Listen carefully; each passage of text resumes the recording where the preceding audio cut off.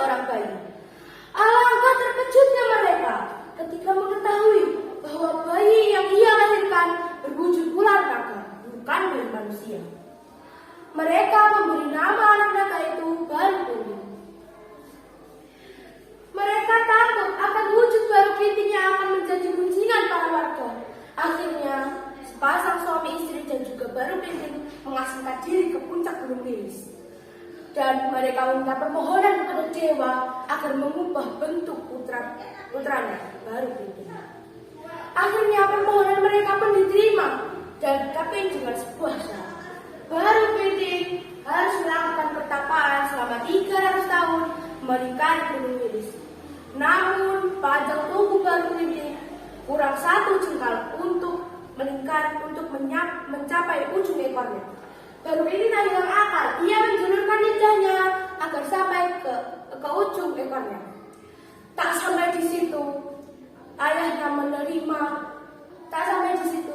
menerima sebuah syarat dari dewa, yaitu ayahnya harus memotong lidah Baru Kelinting.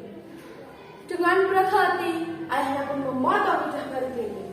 Baru Kelinting yang sedang bertapa pun tak menolak, karena itu demi kebaikannya sendiri. Bertepatan dengan pertapaan Baru Kelinting, kepala kampung mengadakan pesta besar-besaran. Warga kampung dengan senang hati membantu acara pernikahan tersebut. Mereka sudah sukarela berburu makan di hutan.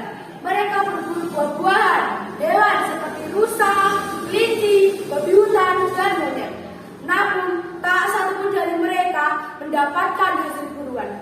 Mereka beristirahat sembari menunggu hewan buruan berlalu di depan mereka. Salah seorang warga mencabut karangnya di sebuah pohon besar yang tumbang.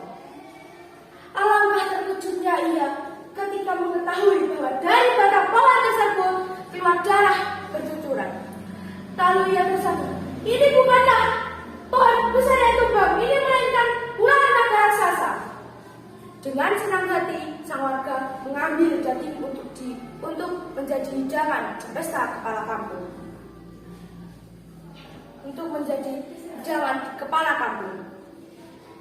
Dengan senang hati, warga bertepatan dengan itu, Baru Kelinting ini telah berubah menjadi sosok anak kecil. Namun, sang anak mengalami kesusahan dalam berbicara lantaran lidahnya telah dipotong sebelumnya. Dan Baru Kelinting tubuhnya penuh dengan luka yang membusuk lantaran tubuhnya telah disayat-sayat oleh warga untuk diambil dagingnya. Lalu ia kembali ke rumah kepala kampung untuk meminta-minta makanan. Namun tak ada satupun warga yang mempedulikannya dan malah mengusir Baru Kelinting dari rumah kepala kampung.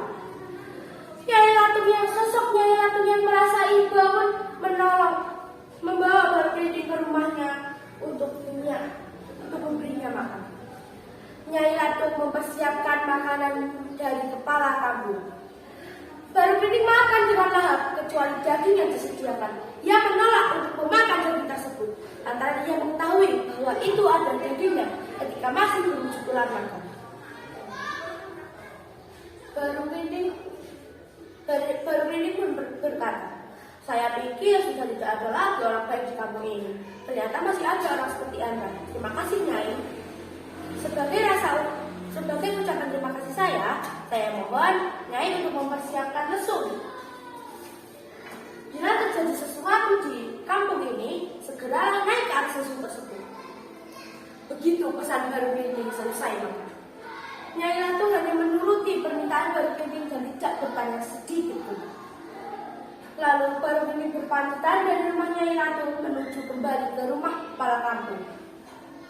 Lalu sampainya di sana, warga kembali mengusirnya. Lalu ia berkata dengan hati, wahai warga semua, lihatlah di tanganku. Aku memiliki sebatang ini yang tertanda bersenggol daging ini. Jika kalian mampu untuk mencabut batang ini, maka ambillah semua daging ini. Jika kalian tak mampu, maka berikanlah semua daging yang kalian masak padaku. Ucap Baru Kelinting. Warga desa yang merasa tertantang pun mencoba hati bersatu untuk menyatu. namun tak ada satu keluarga yang berhasil mencabutnya. Dan sesuai ucapannya, Baru Printing meminta semua daging yang telah mereka masak. Namun warga tak mau dan malah menghina Baru Printing dan kembali mengusirnya. Lalu Baru Printing berkata dengan lantang, "Wahai kalian semua, begitulah pedulinya kalian terhadap sesama, terhadap manusia yang cacat sepertiku. Ketahuilah, daging yang kalian masak adalah daging tubuhku ketika aku masih berwujud dalam naga. Lihatlah, setelah ini akan terjadi balasan yang setimpa pada kalian semua." Ucap Baru Printing. Lalu ia mencabut batang hijau tersebut dengan sangat mudah. Lalu keanehan terjadi.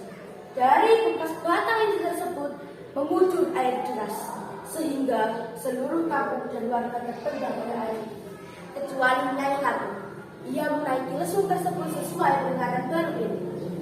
Lambat laun, air itu pun menjadi telaga, dan telaga tersebut menjadi telaga lembut. Baru Printing berubah menjadi wujud ular kembali dan meningkatkan tubuhnya di dasar telaga. Sampai saat ini telaga tersebut dikenal sebagai Telaga Ngebel. Telaga Ngebel terletak di Kabupaten Ponorogo, Provinsi Jawa Timur. Sekian dari saya. Wassalamualaikum warahmatullahi